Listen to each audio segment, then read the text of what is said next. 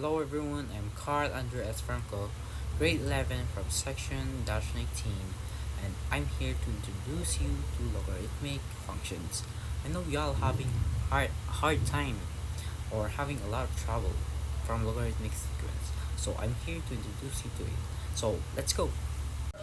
Logarithmic functions.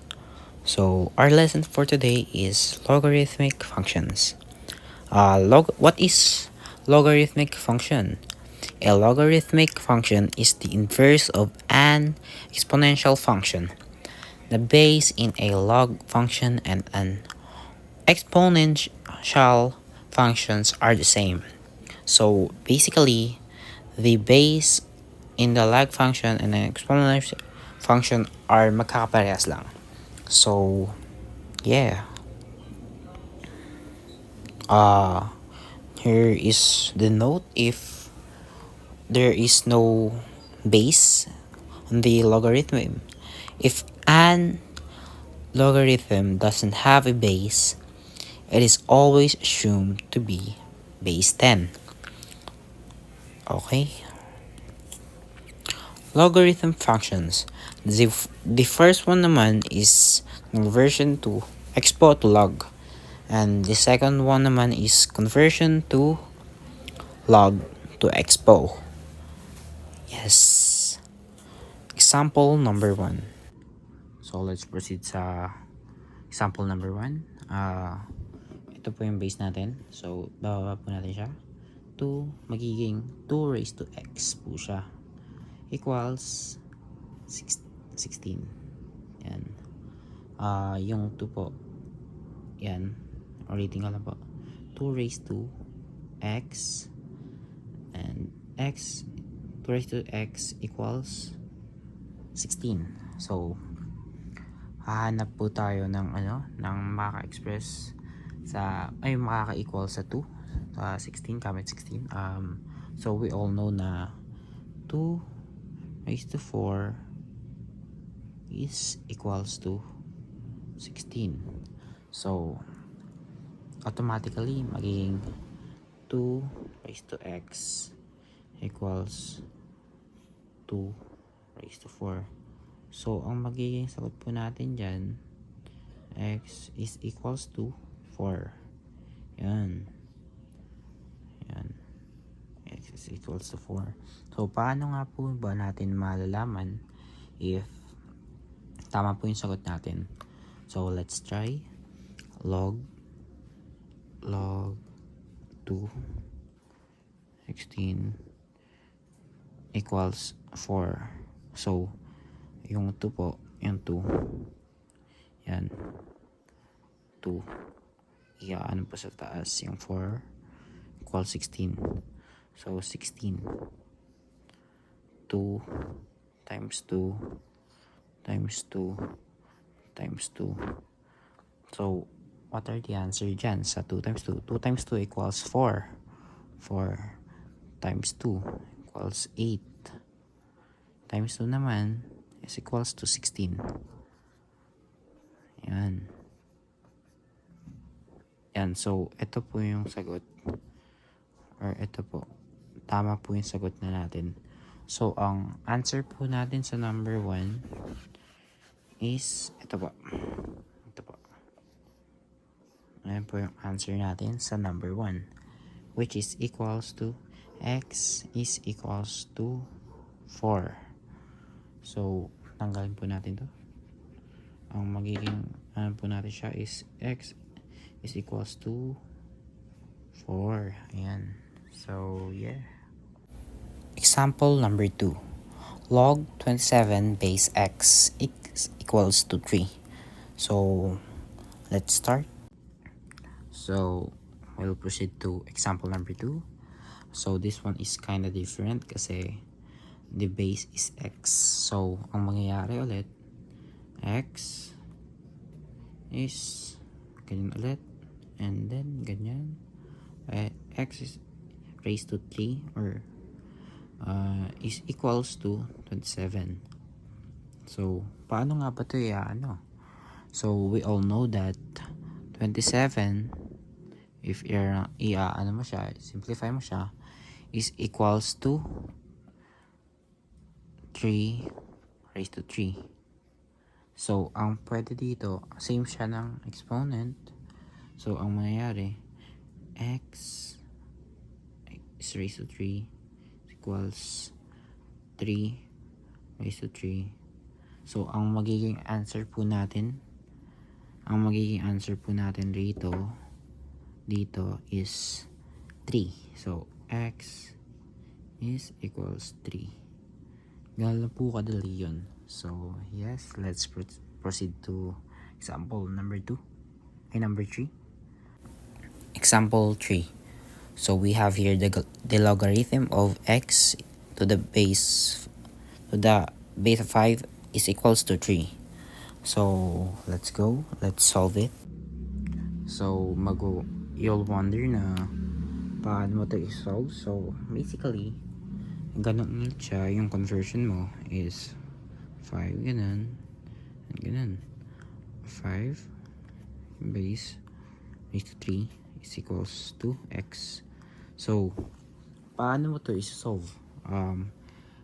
Pag i-solve mo lang ito, parang i-simplify mo lang itong dalawa. Yan.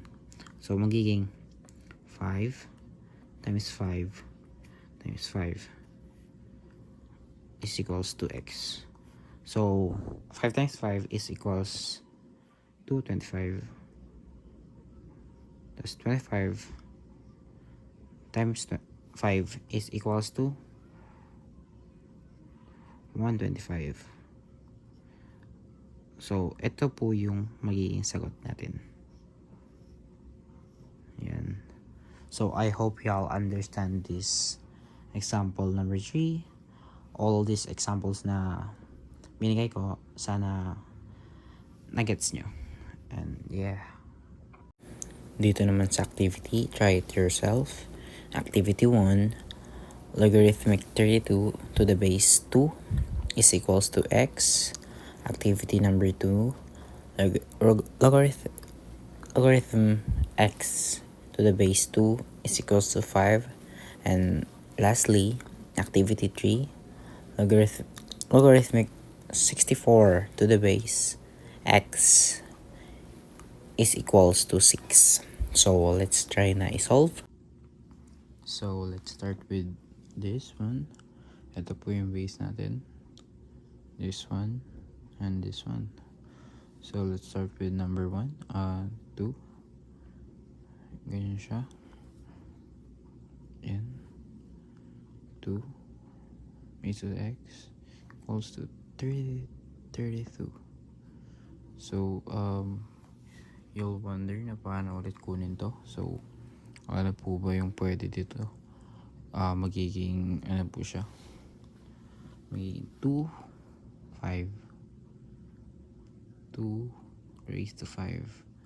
Because 2 times 2 equals 4 times 2 equals 8. 8 times 2 equals 16. And 16 times 2 is equals to 32. So, 1, 2, 3, 4, 5. 5 yung dinaanan niya bago siya maging 32. So, that's the answer. 2x is equals to 2, 5. So, ang magiging answer natin sa 1 is x is equals to 5. Yan. So, number 2 naman tayo. 2. So, nawawala yung diba? Yung natin. So, ang gagawin natin dyan, ganun pa rin. And ganun pa rin. So, 2 and 5 is equals to x. So, ang gagawin natin dyan is 2 to the raised to 5. So, ganun ulit. Parang ginawa natin sa panguna. 2 times 2 4 times 2, 8 times 2, 16 times 2, 32. So, 1, 2, 3, 4, 5. So, ang final answer is 32. Yan. So, ang pagiging answer ng ano natin ay may 32 siya. So, yan, 32. Yung x naging 32. X equals to 32. Yan. Ayan. And this one naman, last activity is x. Ito, ganun pa rin. Yan, pag ganyan pa rin lagi. So, x raised to 6 is equals to 64. So, you'll wonder paano siya kunin. I-square root natin to, 64.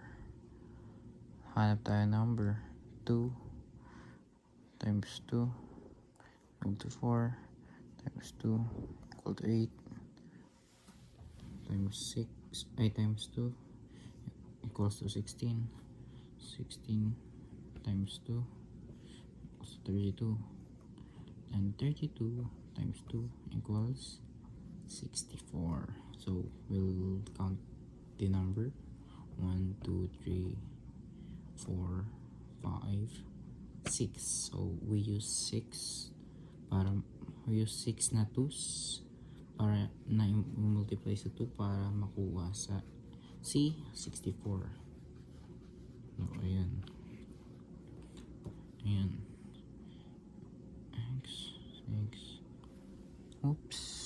X6 equals to 2, 6.